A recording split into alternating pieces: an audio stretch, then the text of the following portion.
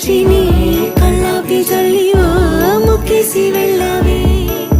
నిదరిక రాదు అన్న నిజముని మోసుకుంటూ మది నిన్ను చేరుతుంది చిలక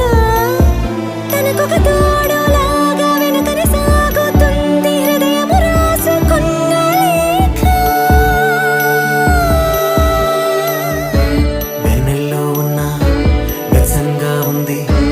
నేనే ఊహిస్తుంటే